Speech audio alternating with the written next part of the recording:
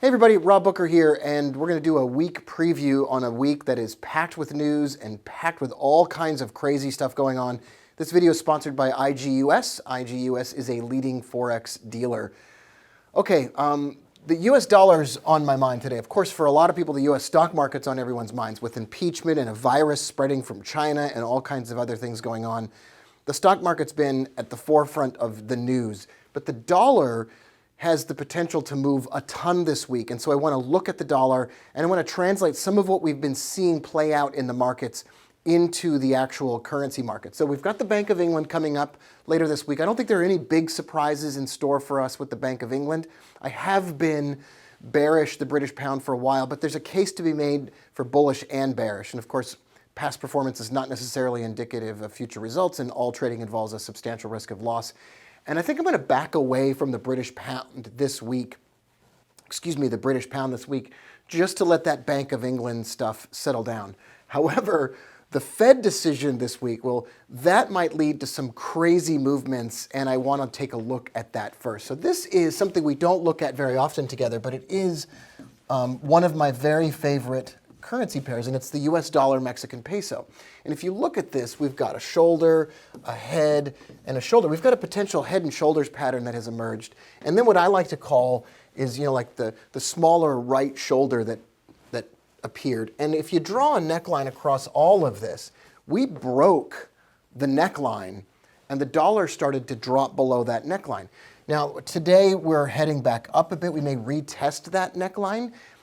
But then if it starts dropping from there, we've got numbers like 18 in sight or 17 below that.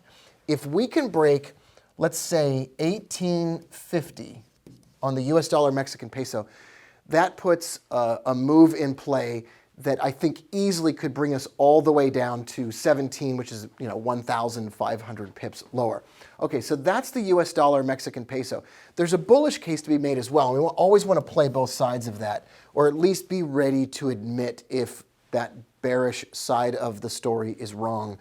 So above 1950, assuming no trade ever fires off going lower, above 1950, that puts 20.5 and 21 into play on the bullish side. But we're going to need a lot of bullish news out of the Fed or a significant amount of bearish news out of the Mexican central bank, which we're not really expecting, or terrible oil numbers or some other kinds of economic stuff that I really don't see going on right now. But we at least want to put that into play.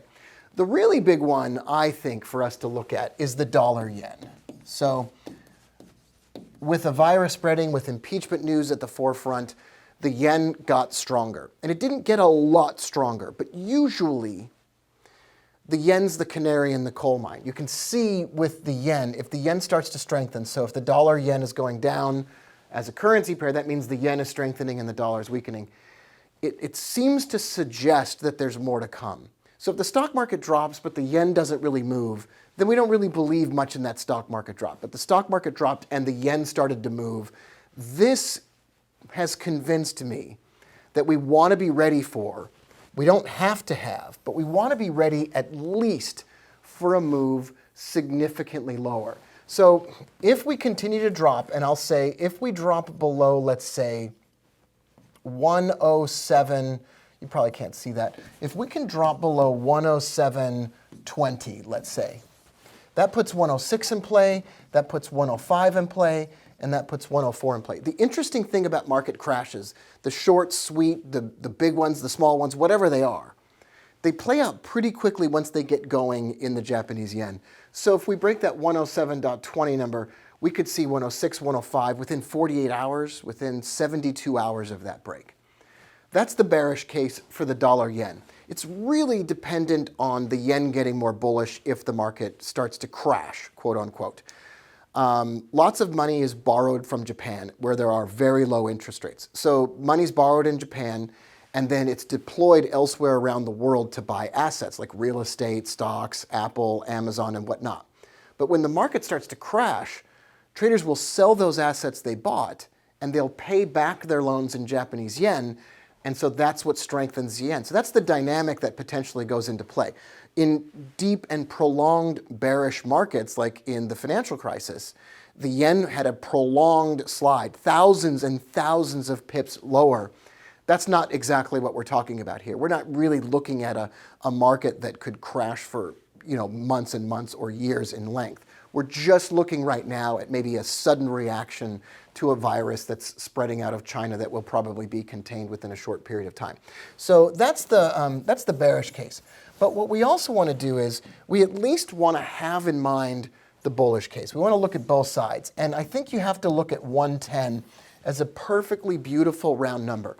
If we jump up to 110.10 or 109.90 or whatever, that doesn't really mean anything to me. But if we can stay above 110 for 24 to 48 hours, then we're back in bull markets, baby. Then that's 111, 112, 113. Remember, interest rates are low, right? The general economies of the world have weathered just about every kind of shock they could possibly be given over the past few years. So there is every reason to believe that it's possible for the stock markets to go up again. And when the stock markets of the world go up, the yen goes down. That means the dollar yen goes up. Also, pound yen goes up. And also, especially the Australian dollar, Japanese yen goes up as well. That's the most highly correlated currency pair to the S&P 500. So if the stock markets rebound around the world and we break and stay above 110 for 24 to 48 hours, then we're looking at potentially another giant leg up. Remember, we have resistance over here at like 112.50. That number could be in play. And then we've got even like 114. And those numbers would come into play if the stock markets recover and we start heading up again. I'm Rob Booker. I want to say thanks to IGUS for sponsoring this video. I've got a lot of news about IGUS and sponsoring this video coming up in the near future. We're going to do some fun things, and can't wait to share that stuff with you. So, hey, leave a like or a comment below, and don't forget to check out the recent video, Go Get It. And if you liked the video, if you loved the video, subscribe to the channel. Hey, subscribe to the channel anyway, even if you didn't like the video. I'll see you next time. Bye for now.